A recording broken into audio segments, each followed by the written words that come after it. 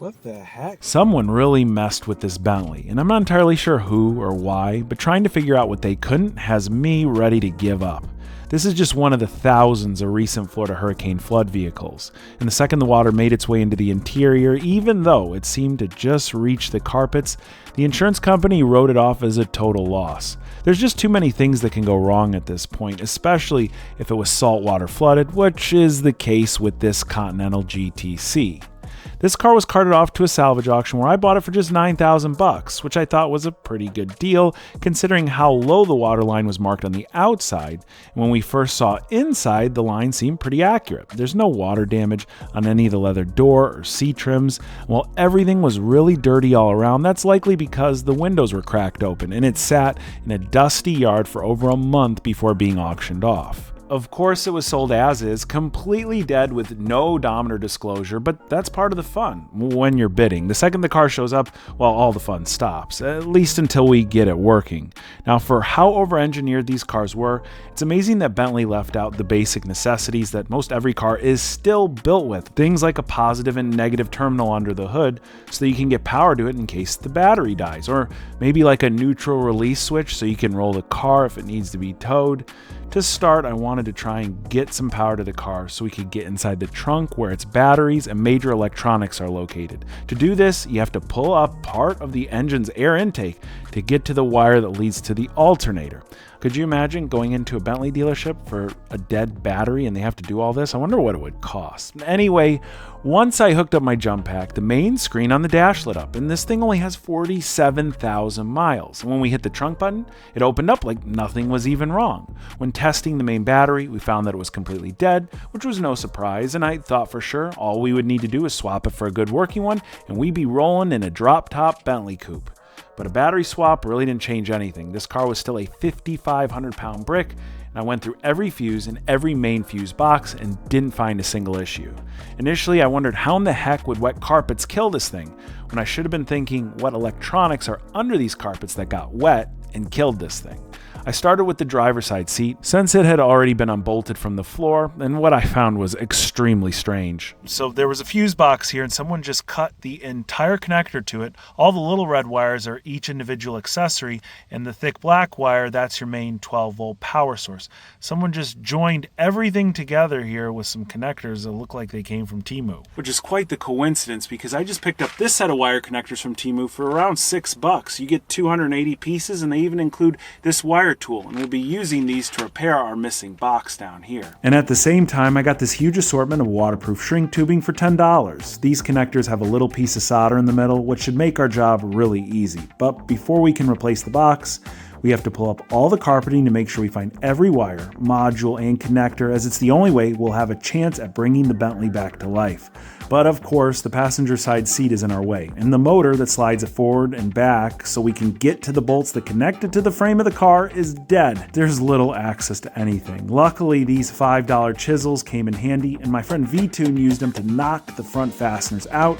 With a little finesse, we gained access to the back ones, which were stuck corroded to the frame. So I broke out my new long handle ratchet set, and after a while of agony,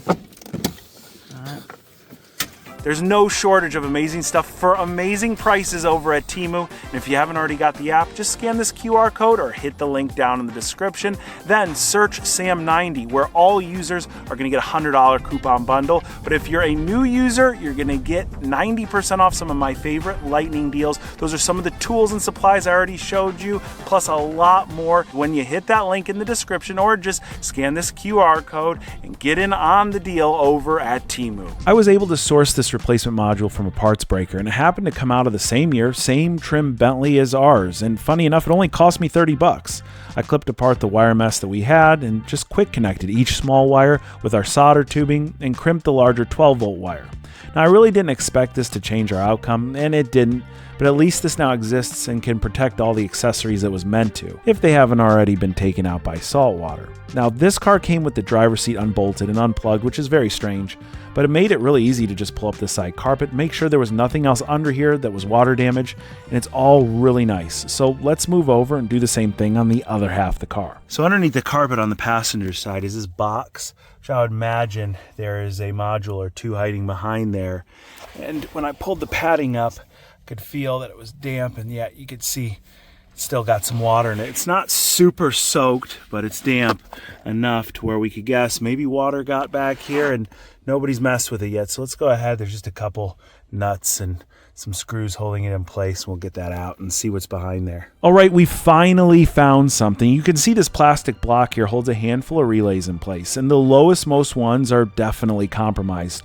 But as soon as the block steps up, the relay connectors still look bad, but the relays themselves look like they might have just missed the water. But forget the relays for a second and look right above. There's a very important looking module. It turns out that this is the body control module, or something that controls most of the interior electronics. And if this got water damage, it would explain our current problems. But also, it could be a big pain in the neck to get a replacement and get it programmed to the car, since all these cars come with individual options. Anyway, I pulled it out and popped open the case, and it's darn near perfect. There's a tiny bit of buildup towards the bottom of the module, but it looks more like just a little moisture got trapped in the casing, and it definitely didn't get flooded. Also, this gives us another confirmation that the water line in this car was indeed very low. I just gave this a very light cleaning where it needed and put it back together and installed it in the car.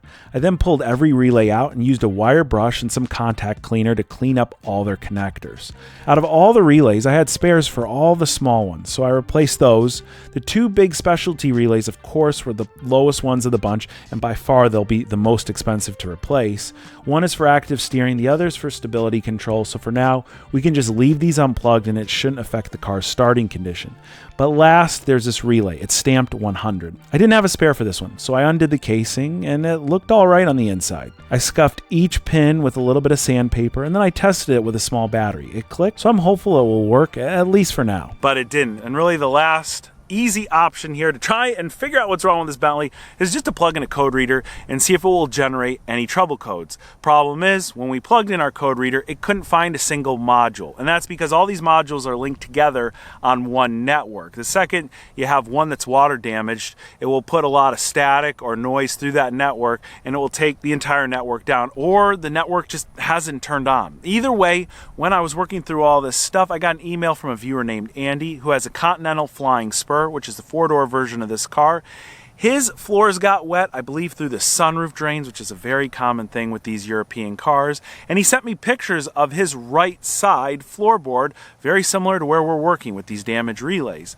And he first pointed to his Kessie module, which got waterlogged. The Kessie is the car's immobilizer system, and if that gets taken down, all bets are off. The car will act just like ours is. Now, this is something we talked about in the last video. We looked all over for the Kessie in our floorboard areas. We couldn't find it, and I was able to get some diagrams showing that the Kessie is actually located in the passenger side quarter panel. So I went and took the trim out of place there, and it's sandwiched alongside of another module. You take out that one first, and then you can gain access to the Kessie. But I figured if they're basically together at the same height in the car, let's just open up the closer one to make the job easier. Now, this module looked perfect from the outside, and when we opened it up, it was mint. It's really tough to get you a shot of this, but that yellow connector behind that's exactly where Kessie and that other module sits. And if you come and look at the height of it on the outside of the car compared to where our water line is, well, it's a lot higher. So it makes sense that everything behind here would be totally fine. Going back to Andy's email, he also mentioned that the other area of issue in this front floor area was this relay that he had marked 100, the same one that we got. This is for the ignition, and that's obviously really darn important. Now, even though I tested this by just applying power to it, this is not the most reliable test apparently, because whenever I went to it, plugged into the car, pulled the plastic cap off of it, and started messing with it there, the car came to life. There we go. Okay. Let's see this. Still nothing. Key's still stuck in the ignition. To keep this relay working all the time, I went and just jammed a penny in between it so it was making contact, and you could see how many more things are on the dashboard here. We have all these different lights on. We have all the transmission shifter lights on. Figured we were ready to go. but when I would turn the key, again, there was no big change here, and the key was still stuck in the ignition. But now that we have so many more lights on the dashboard, I had to figure that there must be more power to our network, so I plugged in my better code reader this time. I did a full system scan, and I would say about a third to a half of all of this car's modules came online. Our engine control modules showed up, our transmission control was there, a bunch of interior electronic modules showed up, but not all of them came online. There was still a good handful of them that were off, including our immobilizer. So this is good progress, getting all these other modules online, but it's not great progress because we still have the same outcome here. And the thing that's bothering me the most right now is this key stuck in the ignition. And if you've ever owned a Porsche, Volkswagen, Audi, or Bentley that has this sort of ignition on it that turns both ways, there's always this little circular hole on the side. This one had a little cover over it. And there should be a little button inside that circle that you could push with like a screwdriver or something, and it will force the key out of the slot. Now, I went and I stuck a pick in there, I stuck a paper clip, a screwdriver, everything you could. But if you look at my button, it's open. There's nothing in there. And all the other videos I've seen online, there's a physical button you can see right up front. So someone has broken that already trying to get the key out. And the other thing is, whenever you put the key in these cars, it usually unlocks the steering wheel. I don't know if that turns on the immobilizer. I want to think this has a lot to do with it, but I'm just so unsure at this point. So I'm going to jump ahead right now. On these flooded cars, especially saltwater flooded cars, if water gets into the starter, 9 times out of 10 it takes them out. A lot of the time this water brings a lot of sediment and stuff, and it just jams these starters up. It corrodes the heck out of them, and they get stuck. You have to replace them. To get a starter replaced in this Bentley, you have to drop the engine out of the car. I think it's located somewhere like in the center part of one side of the engine. The turbocharger has to come off. It's probably an $8,000 to $10,000 job at the dealer. It's a big headache, and it wouldn't be worth our time if it got to that. So since we have a lot of the drivetrain modules online at this point, I think we can trick the car, and I think we can go and jump the starter relay, which is located somewhere in this box. I'm going to look up the diagram, but it's probably one of these right here. And if we just jump that relay with these other modules online, there's a chance it might start up. Well, at least this thing cranks, so I'll spend a bit more time trying to figure out our next steps, but by now you've probably already noticed that the car made its way off the trailer. Unfortunately, it didn't get there under its own power. As I've mentioned, the Bentley engineers designed this car like an escape room, and whoever put their hands on it before us turned the difficulty up to expert level, but I wanted this car on the ground so it would be easier and safer to work on, but the steering wheel was locked in place, and the parking brake is on. Luckily, my friend V-Tune was in town, and he's an expert at sketchy car trailer removals. But right before we did all this, I tried turning off the parking brake, which didn't work, so I pulled up the center console and found more strange stuff. What the heck? So somebody went and unplugged every single thing in this center console trim here, and there's a lot of important stuff like the push to start button. We've got the heated seat controls, the convertible top. It's just one more strange area in this car that somebody's messed with. However, there could be one logical explanation. A tow truck driver could have got in here. They could have lost their hairnet somewhere in the convertible top, but then when they tried to get the car into neutral, I've seen this before a million times, on a dead car, the drivers will go and they'll lift the console up here. There's not a lot of movement to this until you unclip everything. Now the funny part is if we undo this, there's no neutral select switch anywhere. I've looked all around here. Sometimes they hide them in the small corners. It's not here. The only way to get this car into neutral is to get accessory power to it. Now, here's the other funny thing.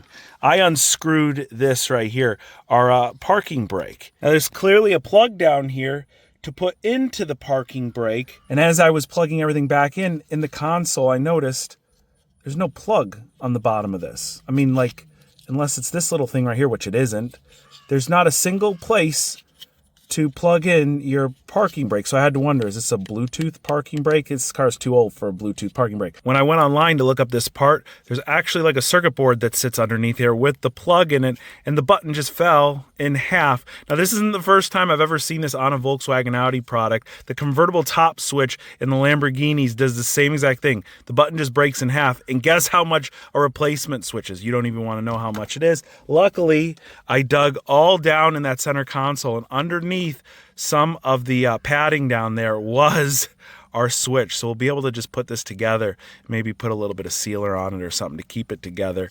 And hopefully this still works because I don't want to have to pay for a new one. With the button apart though, you can see how everything works. When you pull the parking brake switch, it just moves this lever here, which then hits on the board part itself, and it toggles whether to open or whether to close the parking brake. So I went and made a list of everything affected by a human on this car before we got a hold of it. Things that weren't affected by the floodwaters, but things like the driver's seat being unbolted before we got it. The second thing, that button that's pressed out next to the ignition. But I think the big one that is the strangest is that module that was cut out underneath the driver's side floor there that was then all jumped together. Again, what was the purpose of someone doing that? At this point, I'm just thinking, like, did someone sabotage it? Did someone snip one wire that would be the key to everything? We'll never figure it out because there's like tens of thousands of wires running in this car, and I'm just too dull to get to the one, right? So before I completely gave up, I called one last lifeline, someone who is extraordinarily sharp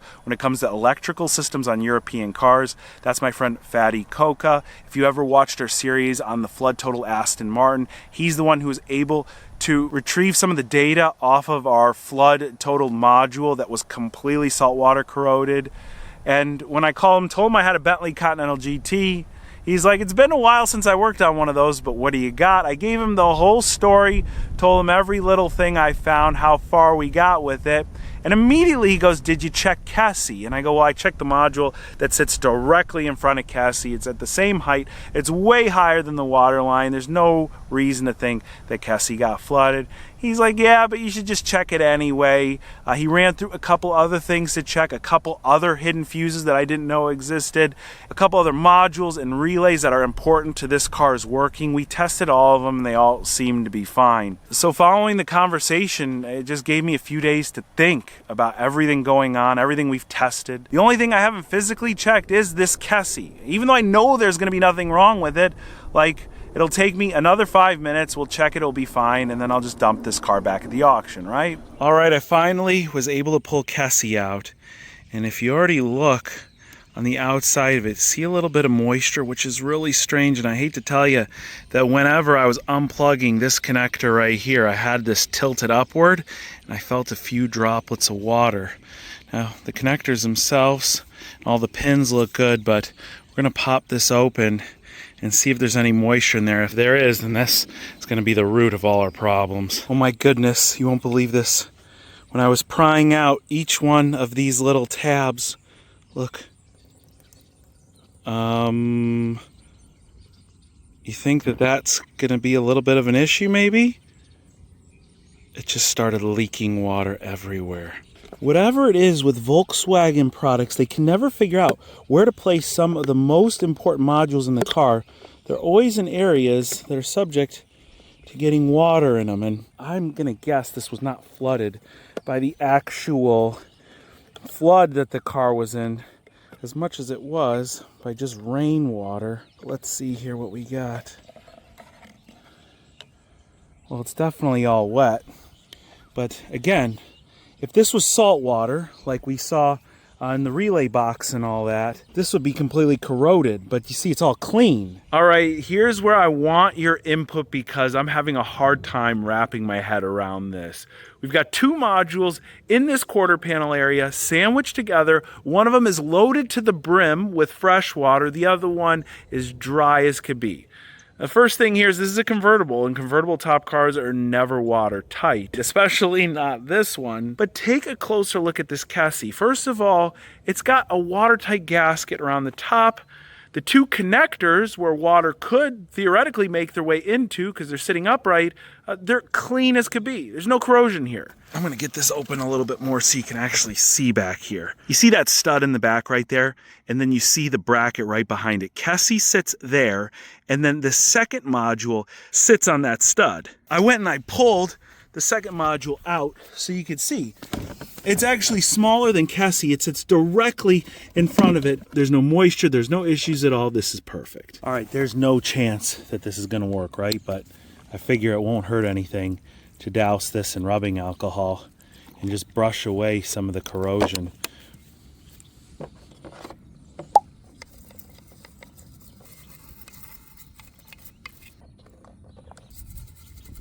All right, let's see what happens. Kessie is all plugged back in. I didn't hear a ding just now. No power. That's a little different. Let's see. No way.